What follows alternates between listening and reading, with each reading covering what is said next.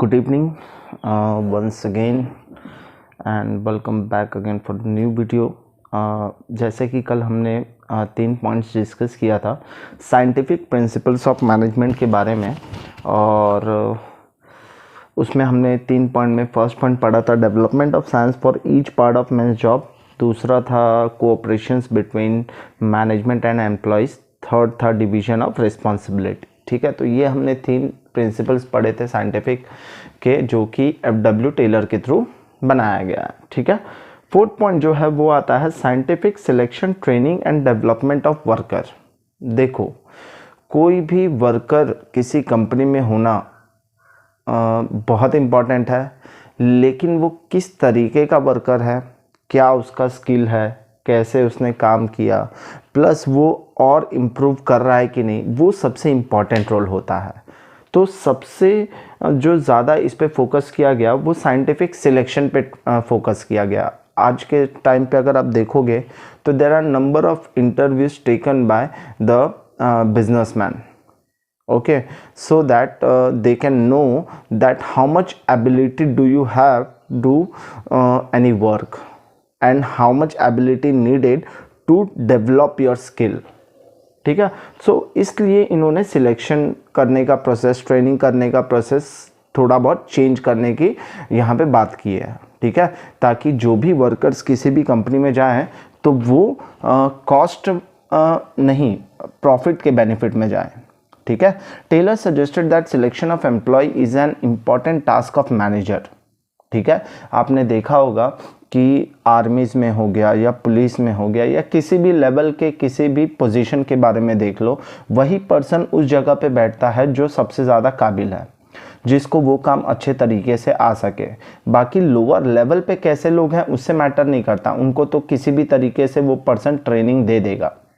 जैसे कि अगर समझो सामने आपके शेर आ गया, ठीक है, एंड अगर आपको उससे बचना है तो आप कोई भी दिमाग लगा के, जुगाड़ लगा के, कुछ भी करके उससे बचने का उपाय ढूंढोगे, लेकिन पहले हार जाओगे तो फिर तब तो सवाल ही नहीं, उस दिन उसका आप सबसे फेवरेट डिश बन जाओगे। ठीक है, सो the selection procedure should be perfect.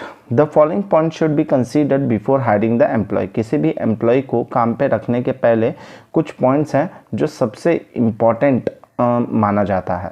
जैसे कि पहला, the selection procedure should be scientific. That is, it should not be based on judgment of a particular person. ठीक है, मतलब कुछ लोग होते हैं ना कि पर्सनालिटी से ही देख के बोल देते हैं, अरे यार ये क्या करेगा, इसका तो टाई नहीं है, इसके पास तो प्रॉपर शर्ट पैंट नहीं है। ठीक है, तो कभी कभार मतलब जो हमें दिखता है वो गलत भी हो सकता है।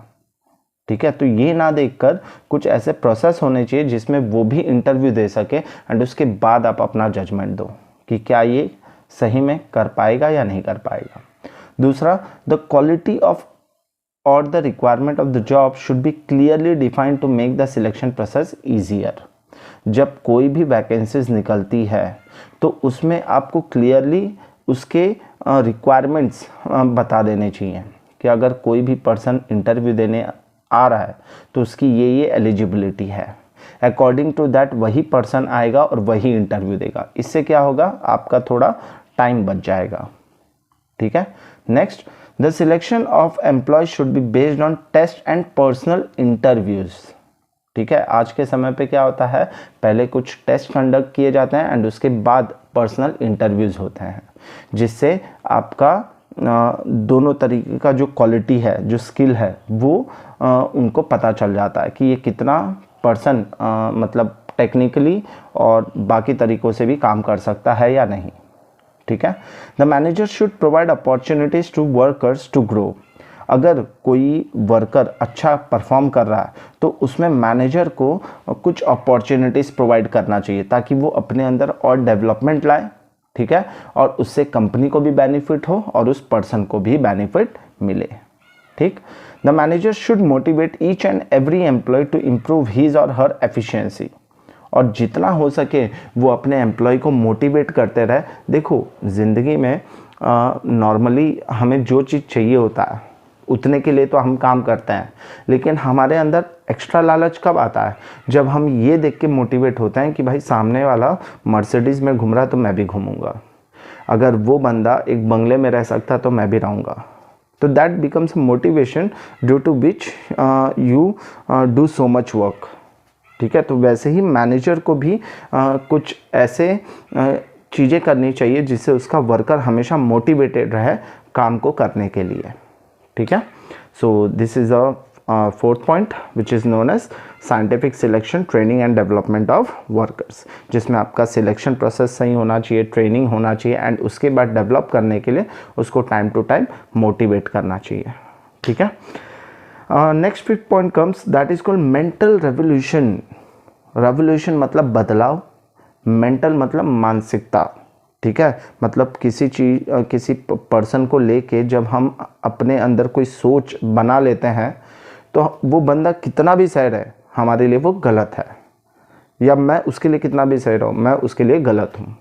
ठीक है, सो मेंटल रेवोल्यूशन एक मैनेजमेंट और एक एम्प्लॉय के अंदर हमेशा चेंज्ड होना चाहिए, पॉजिटिव होना चाहिए, जिससे वो एक दूसरे को देखते ही सपोर्ट करे, हाय हेलो करे, हग करे।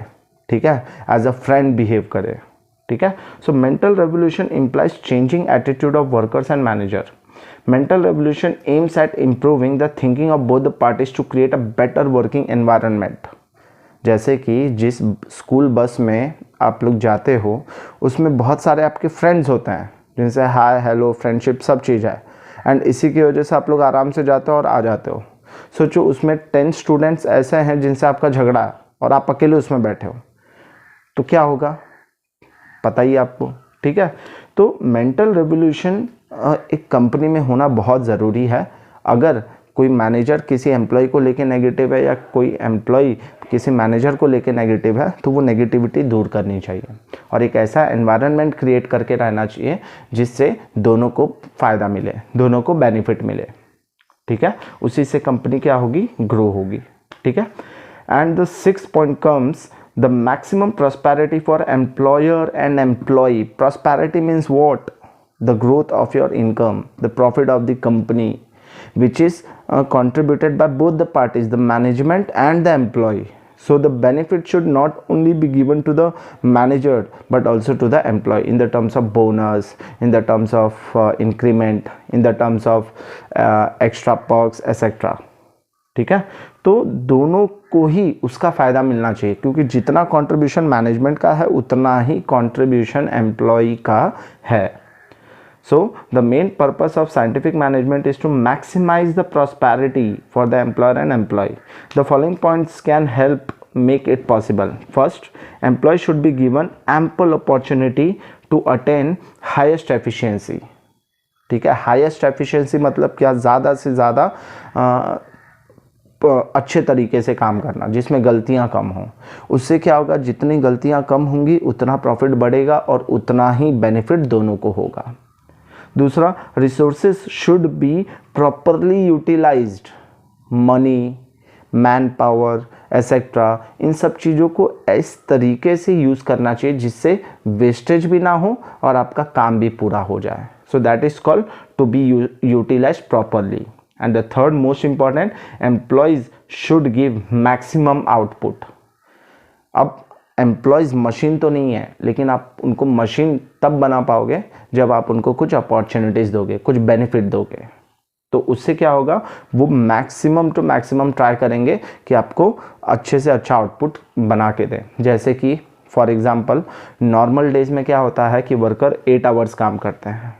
ठीक है, लेकिन कभी भी आप देखोगे जब फेस्टिवल सीजन आते हैं they coordinate with the management and they work for the extra time and they get some extra wages और the extra salary for that extra time working.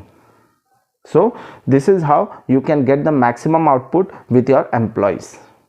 Okay, so this is known as what, maximum prosperity for employer and employee, जिसमें employer should also be benefited and employee should also be benefited.